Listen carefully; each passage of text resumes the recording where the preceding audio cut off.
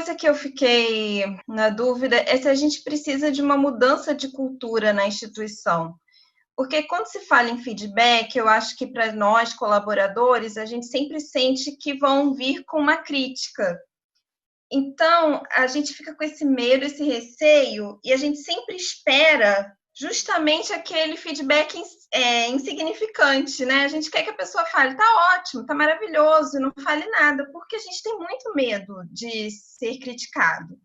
E vocês já passam uma outra imagem, passam uma imagem de um feedback que vai ajudar a gente a melhorar. Será que a gente precisa dessa mudança de visão, de como é esse feedback? Será que a gente precisa disso? Olívia, deixa eu falar. Olha só, todas as organizações, elas são contaminadas, ao meu ver, tá? Isso pode ser uma teoria totalmente estapafúrdia, mas é a que eu advogo.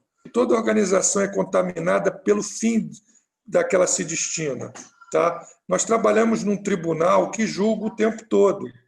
Então, há uma tendência dessa questão do julgamento, ela contaminar a gestão do tribunal, tá? Nós trabalhamos no tribunal em que um juiz, um desembargador decide e as pessoas acatam na esfera judiciária. Só que isso não é estanque. Essa forma de prover justiça, que não tem nada de errado, ela contamina a gestão. Ainda mais porque o direito administrativo, a gestão administrativa pública, ela é toda regrada por leis. Então, você está o tempo todo procurando uma lei ou alguma norma para justificar o que você está fazendo. Fora isso, é uma instituição extremamente verticalizada, em que você tem pessoas que são poder, você vai lá na Constituição, o juiz é poder. Então, pessoas que são poder e servidores. Essa contaminação faz com que a gente se acostume a ter uma visão de que tudo vem de cima para baixo. E se vem de cima para baixo, eu não vou fazer de baixo para cima, porque eu não sou bobo, que vai cair na minha cabeça. Entendeu? Então, o que impera, não porque as autoridades queiram isso, não, é uma questão muito mais complexa. O que impera é o seguinte: eu só faço o que me mandam e eu não posso me mexer muito para não acabar sendo prejudicado. Então, essa questão cultural ela tem que ser ultrapassada. O direito trabalha com passado, trabalha com fatos, trabalha com provas. O processo, o juiz analisa provas passadas, escritas, positivadas. A gestão trabalha com cenários e com futuro. É óbvio que eu não posso esquecer a história, mas eu trabalho com cenários, com planejamento, com visão de futuro. E aí há esse choque de culturas. E aí a Fundação Getúlio Vargas esteve lá, na época que eu era diretor-geral, discutindo isso, que pode parecer um pouco chocante. O que é inevitável é que no processo judicial é o juiz que julga e ele tem o livre convencimento e ele que decide, muitas vezes individualmente ou coletivamente. Mas na gestão não pode ser assim, porque a gestão é todo um sistema, não que o direito também não forme um sistema, mas é um sistema que se alimenta e sobrevive de uma outra lógica, que é a lógica de você estar olhando para frente, de você estar analisando, de que as lideranças surgem não necessariamente porque tem cargos, porque tem uma patente, entendeu? Então, esse conflito acaba, voltando a dizer, ele acaba contaminando a nossa organização. Então, muitas vezes, o funcionário, digamos assim, mais revolucionário, mais criativo, ele não é chamado para cargos de gestão. O funcionário que questiona muito é tido como um funcionário não muito desejado. Esse cara pergunta muito, ele quer saber tudo. Isso acaba sendo, em alguns aspectos, um contrassenso, porque está entrando aí uma juventude enorme no tribunal, de jovens de concurso, e eles estão ali cheios de informação, eles querem participar do processo. E eles entram na organização e levam meio que um choque, né? Porque eles têm que se adequar à cultura da organização. Isso não quer dizer que não vá mudar, já está mudando. Quando eu entrei no tribunal, era uma história. Hoje é outra totalmente diferente. Nós temos uma escola de servidores, nós temos uma ambientação funcional, nós temos hoje 2 jovens profissionais conversando com 2 profissionais não tão jovens. É isso que a gente tenta promover. Só que a gente é uma gotinha no oceano. A gente está fazendo o nosso papel para que isso vá crescendo e as pessoas possam entender que praticar feedback é fundamental para uma organização. E, Jorge, eu vou te dizer mais da questão da cultura. A gente hoje está também com uma cultura mundial do julgamento, né? A gente tem na Justiça do Trabalho, mas, na verdade, o que você vê, inclusive nas mídias sociais, é o tempo inteiro todo mundo julgando. Mas, voltando à questão até do servidor público, eu acho que ainda tem uma outra questão que dificulta o feedback, que é a questão de você estar trabalhando no mesmo lugar com as mesmas pessoas por um longo tempo. Porque quando você não tem essa proximidade, quando a coisa é mais efêmera, a pessoa não tem tanto receio de falar para o outro que o outro não vai gostar. Quando a gente começa a ganhar essa proximidade, essa intimidade com as pessoas, a gente sempre fica com medo de melindrar o outro. Não vou falar, porque ele não vai gostar. E como é que a gente vai trabalhar junto depois disso? Né? Começa a vir uma série de coisas no imaginário nosso. Né? A gente começa a achar que se a gente falar, o outro vai achar. A gente nem sabe se o outro vai achar, mas a gente já acha que ele vai achar e deixa de falar. O outro também, da mesma forma, fica com medo de falar coisas para a gente. Então, fica aquela coisa assim, né? Pisando em ovos, ninguém fala nada e as situações continuam, né? Quer dizer, se eu fiz alguma coisa que não foi do agrado da Letícia, ela não fala, mas ela continua desagradada comigo por alguma coisa. O Jorge falou no momento anterior que feedback é para a vida pessoal e a gente brinca muito com isso, né? Nas aulas, a gente falando das DRs. Né? A DR é isso, a DR é um momento de feedback. E quantas pessoas a gente sabe que tem muita dificuldade de conversar sobre as coisas que não vão bem nos relacionamentos. Isso é do ser humano, mas se a gente pega um serviço público em que as pessoas estão ali o tempo inteiro, não sei o quê, esse receio eu acho que aumenta também. É importante, Lívia, só te falar só de uma questão cultural que eu acho, que a minha observação dos 32 anos me levou, que também é muito típico da administração pública, é o seguinte: se você ocupa um cargo de gestão numa empresa privada, você não é rebaixado, você é demitido. Você era um diretorzão e tirado demitido. No tribunal, na administração pública, a Lívia pode ser chefe da Letícia numa gestão, a Letícia pode ser chefe da Lívia, o Jorge pode ser chefe da Lívia e da Letícia, a Lívia pode ser chefe da Letícia, do Jorge e da Francine. Isso leva, digamos, a um compadrio, a uma coisa de tipo assim: eu não vou tentar mudar nada porque eu não sei o amanhã. De repente, se eu tocar em alguns pontos que podem melindrar as pessoas, essa pessoa pode virar, na próxima gestão, a ser minha chefe. E aí ela vai me prejudicar. Então, a gente trabalha muito mais com a lógica da proteção, né? Eu estou aqui me protegendo do sistema, do que de se colocar à disposição. Então, para o gestor dar feedback no tribunal de maneira estruturada, ele tem que ser muito bom, ele tem que estar muito preparado, e ele tem que ser muito seguro de si. E não pode ficar se preocupando do futuro dele daqui a 2 anos, quando mudar a presidência do tribunal. Ele vai fazer a sua carreira, essa carreira pode ter altos e baixos, mas são as regras do jogo. Então, você percebe como tem uma série de nuances que fazem com que o feedback seja bem mais difícil. Ele não sabe dar feedback. Ele acaba entendendo a lógica da organização. Isso leva ao indivíduo falar: não, eu não vou mexer, eu não vou ousar. Eu vou fazer o que todos os outros fizeram. Eu imagino que é aí que os cuidados e as técnicas entrem, né? Deve ser aí que entra para a gente saber fazer o feedback corretamente e não cair nesses problemas. Todos vocês devem ter na sua memória afetiva aí algum feedback que vocês receberam que foi efetivamente transformador. Vocês não levaram como uma crítica e, a partir dali, foi um divisor de água na vida de vocês. E o papel dos feedbacks bem feitos, volto a dizer, é reforçar comportamentos adequados e corrigir comportamentos que precisam ser corrigidos.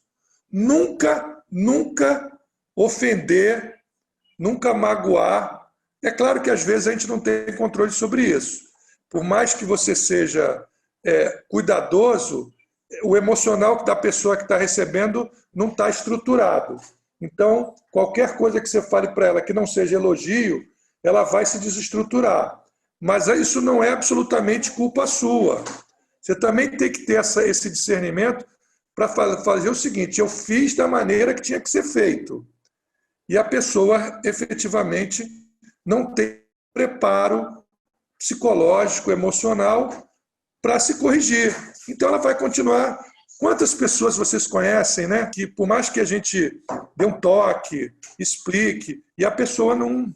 Aí já está numa esfera psicológica, aí tem que procurar um terapeuta, porque feedback não é terapia. E outra coisa, né? Eu acho que a gente precisa entender que isso tudo é um exercício, né? Isso tem que ser uma prática diária, de você também ir se exercitando e melhorando, né? E se desenvolvendo. Você não vai fazer um curso e sair maravilhoso. É uma prática, né, diária. Existem autores que dizem que a gente tem mesmo que aprender a receber feedback, porque por mais que você aprenda a fazer a coisa toda perfeitinha, o outro é o outro, e você não vai ter controle sobre o outro. Então, que na verdade você tem que aprender a receber. É importante que a gente se exercite a receber crítica. A gente comece a se acostumar a ouvir alguém chegar e dizer: olha, não está tão bom, isso você precisa melhorar aqui, você precisa fazer uma coisa que você não fez, né? E não achar que é o fim do mundo, não achar que aquela pessoa quer acabar com você. Às vezes, na nossa vida profissional, tem situações em que você percebe nitidamente uma situação de infância, né? Vou dar um exemplo. Às vezes você dá um feedback para uma pessoa muito legalzinho, assim, pensando em todas as situações, as regrinhas, etc. e tal, e a pessoa chega assim: não, mas olha só, você está falando isso para mim, mas e fulano faz a mesma coisa e você não fala. Aí, para mim, aquela coisa assim da infância: você falou isso para mim, mas o Joãozinho, você passa a mão na cabeça, né? Joãozinho fez a mesma coisa, tia Teteca, e você só reclamou comigo. São situações infantis até que a gente repete, né? Então, para você receber também, é importante que você não saia se justificando, tendo uma posição reativa àquilo que você está ouvindo. Se for estruturado o feedback ou não. Às vezes também a pessoa não te dá pensando e observando, né, a melhor forma de estruturar o feedback, mas a gente tem que pensar assim: bom, peraí, deixa eu ver se o que essa pessoa falou, se tem alguma coisa aí que eu possa aproveitar. Ela não falou da melhor forma, né, da forma mais educada, de repente, mas, de alguma forma, ela está dizendo que não gostou de alguma coisa. O que será que eu fiz, ou a forma como eu fiz, que não estava de acordo com aquilo que ela esperava? Então, é uma via de mão dupla. Da mesma forma que a gente planeja uma reunião, né? Um gestor vai para uma reunião, ele não vai, na hora da reunião, pensar o que ele vai falar. Ele pensa antes, ele pega os dados. Então, a mesma coisa num feedback. Se você não vai falar sobre a personalidade da pessoa, o que você vai falar ali são sobre fatos e dados, você vai trazer os teus dados, aqueles fatos que você quer, de alguma forma, melhorar, né? Desenvolver ali.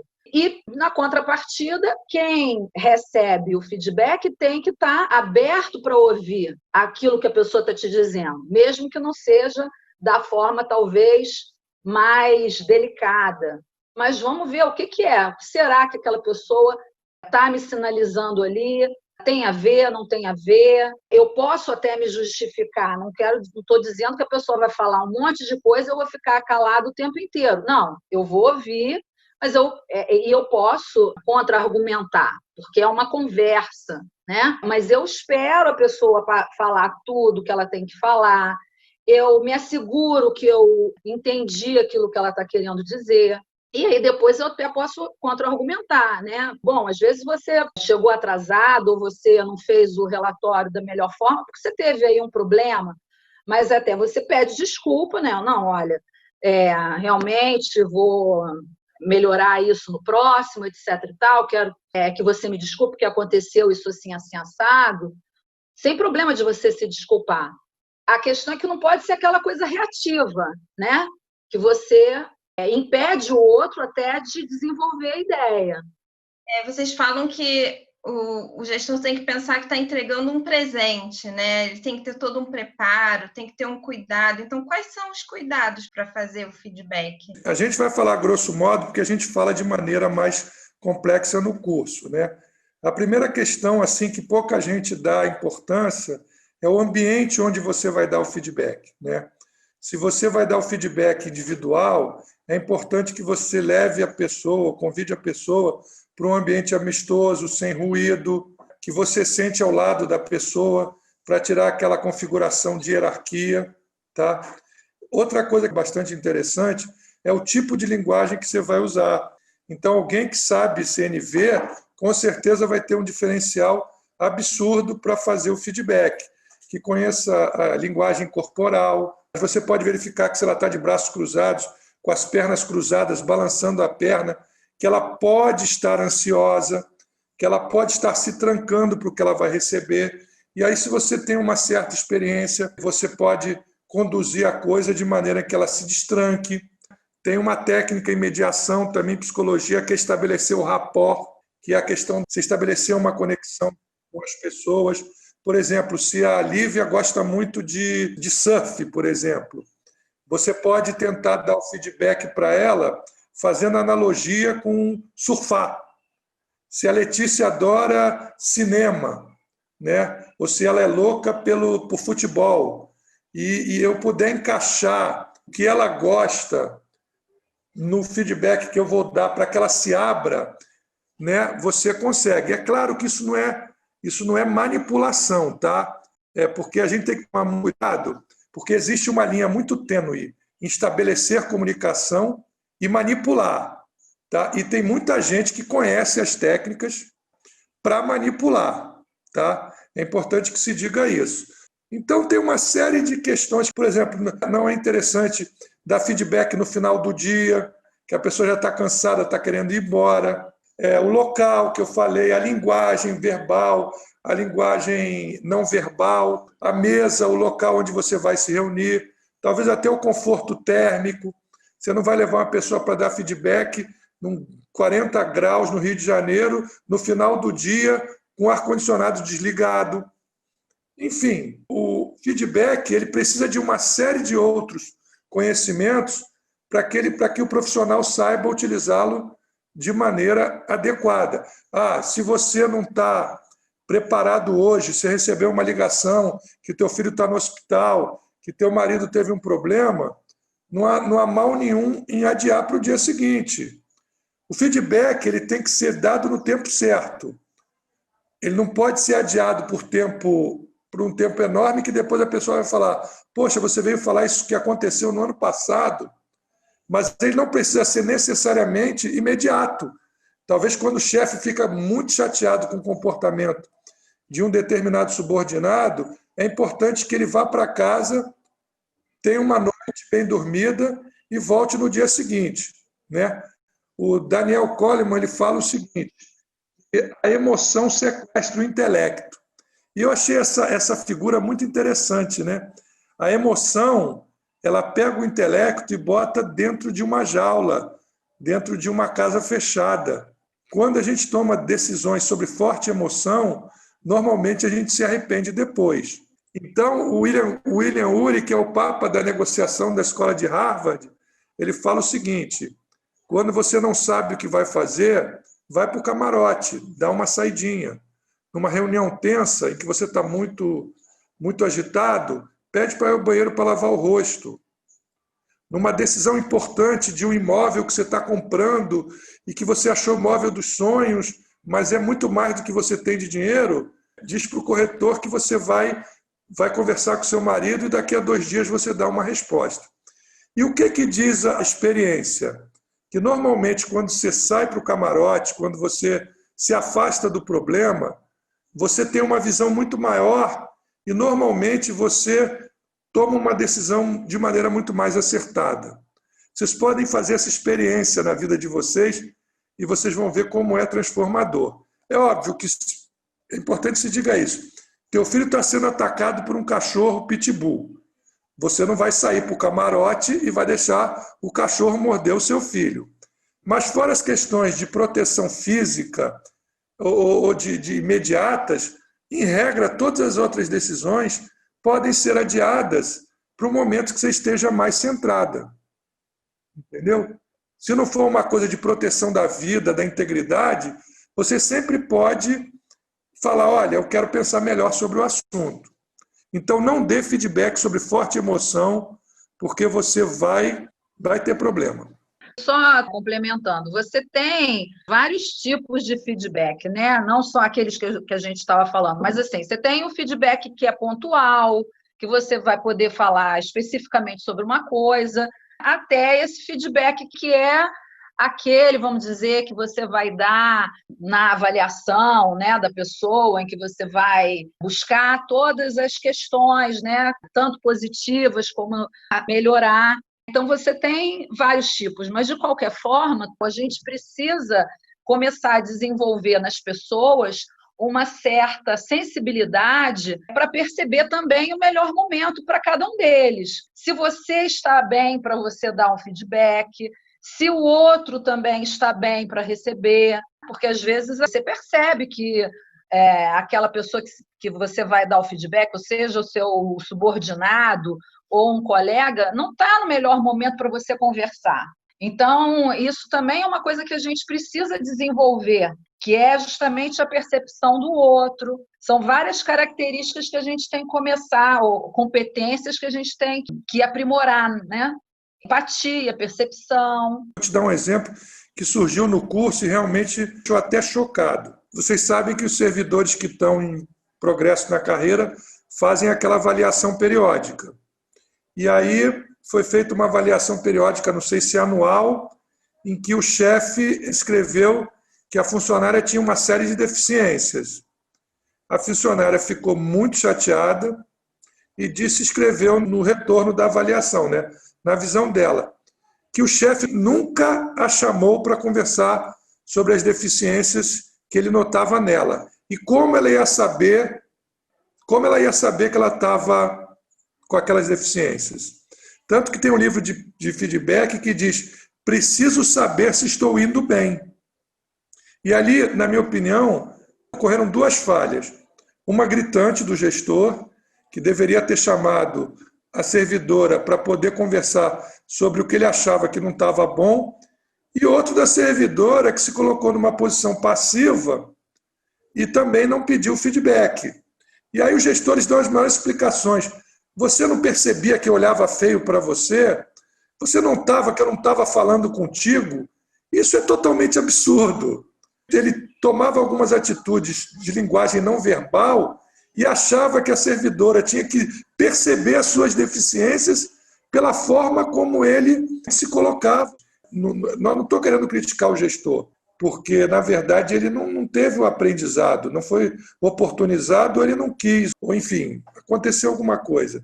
Então, o que a gente pretende no curso é ajudar e dar um ferramental para esses gestores e servidores, para que, a partir daquele momento, eles possam entender o que é feedback e melhorar o seu ambiente de trabalho, melhorar a produtividade.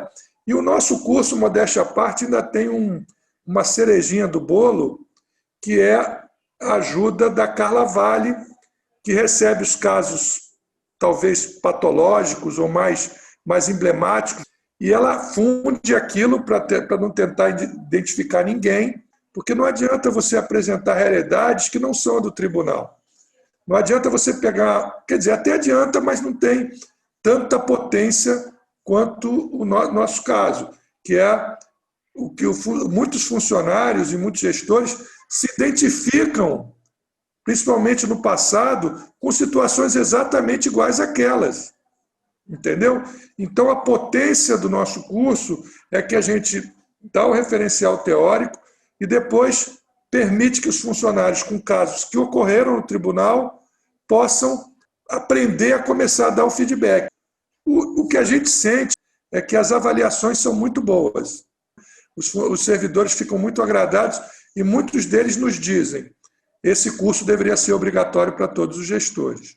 A gente ouve muito aquela história, né, de que a gente deve, sempre que for elogiar um servidor, fazer na frente dos colegas, e sempre que for fazer uma crítica, fazer de forma privada. Isso é verdade? Essa fala é verdadeira? Olha, isso aí encerra um pouco de mito, tá?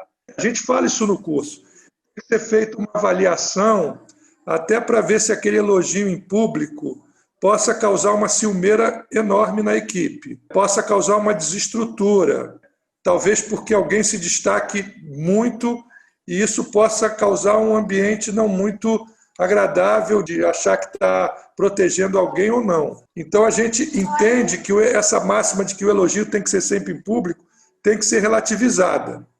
Tem que se ter a sensibilidade se é efetivamente. Quando o elogio é para a equipe, cabe a máxima de fazer o elogio em público. Eu gostaria de agradecer a toda a equipe pelo esforço, objetivamente, no desenvolvimento do projeto em que cada um participou, aí tudo bem. Agora, a correção, essa sim, se for individual, não pode ser feita em público, tá? Porque você está expondo a pessoa e ela vai ficar muito triste de ter sido exposta daquela maneira. Ninguém gosta de ser chamada a atenção em público. Então, eu relativizo só a questão do elogio, porque pode ser que o elogio em público gere alguns ruídos de comunicação e talvez você ache melhor até chamar a pessoa e falar: olha, não fiz em público porque eu sei que isso pode causar algum tipo de ruído, mas saiba que eu estou muito satisfeito. Veja bem, essa é a minha visão. Acho que nunca conversei, né, Francine, com você sobre isso. Mas eu concordo com você, eu concordo. Aliás, eu vou um pouco além. Eu acho o seguinte: feedback, ou ele é individual, e aí você fala de pontos positivos e pontos a aprimorar, ou ele é para a equipe e você fala para todo mundo. Porque essa coisa de você elogiar uma pessoa, tanto você suscita a questão, né, da ciumeira, você suscita, às vezes, uma rivalidade desnecessária, uma disputa, entendeu? Eu divido o feedback dessas duas formas, o individual e o para a equipe. Na equipe, você pega, você fala para a equipe inteira, você fala das coisas, né, que estão dando certo no trabalho, outras coisas que precisam aprimorar, sem estar falando de pessoas, você está falando do que está dando certo no trabalho, do que não está dando certo. E no individual, a mesma coisa. Para a pessoa, aquilo que está dando certo e aquilo que não está dando certo. Porque existem dinâmicas que, às vezes, a gente não controla, entendeu? Você vai falar ali na frente de todo mundo o que cada um vai interpretar e o que isso pode suscitar. Você acha que pode estar estimulando as pessoas a seguirem o exemplo de uma pessoa e pode estar justamente sendo o justo contrário. Você colocar aquela pessoa como, sei lá, o pivô para a equipe toda ficar contra. Enfim. A gente diz que é adulto, mas os nossos comportamentos atávicos são muito repetitivos, né? Eu tenho 2 filhos e quando eu começo a elogiar muito um, o outro vai para o quarto, se tranca e diz que não quer falar comigo, porque eu não elogiei o outro, entendeu? Então a gente pensa, será que as pessoas, a pessoa fica adulta, fica analisada e não tem o mesmo comportamento? Tem, entendeu? Por que só elogiou a Letícia e eu sou tão dedicada? Feedback não é uma fórmula matemática. é um sentir de cada um. Então, ficar usando fórmulas é muito complicado. Na verdade, a gente diz o seguinte: olha, a gente gosta mais desse tipo de referencial teórico, mas existem outros. E esses outros te agradarem, tudo bem. O que a gente frisa é o seguinte: tem que ser um feedback objetivando tornar o ambiente de trabalho que os seus subordinados executem as suas tarefas com mais qualidade. E o que a gente aprende em comunicação, ninguém consegue atingir os objetivos agredindo os outros. Você não conquista pelo chicote. Com o chicote, você mantém a pessoa subordinada até o momento que o chicote está na mão. Quando você tira o chicote, ela volta ao comportamento. Você tem que meio que conquistar o coração das pessoas, fazê-las entender que o que você está fazendo também é para o bem delas. Nossa, acho que não tinha forma melhor de terminar esse podcast. Bom, não só em meu nome, da Lívia, mas em nome de toda a equipe da Exax, eu gostaria de agradecer mais uma vez por essa verdadeira aula sobre feedback que vocês deram. E também já queria deixar aqui o convite para que todos os servidores que nos ouviram, ano que vem, se inscrevam no curso de feedback, já que isso aqui foi só uma pequena amostra de tudo que é ensinado e compartilhado no curso. Obrigada por terem nos ouvido e nos acompanhado nesses 2 episódios e esperamos por vocês nas próximas ações da Exax. Beijo!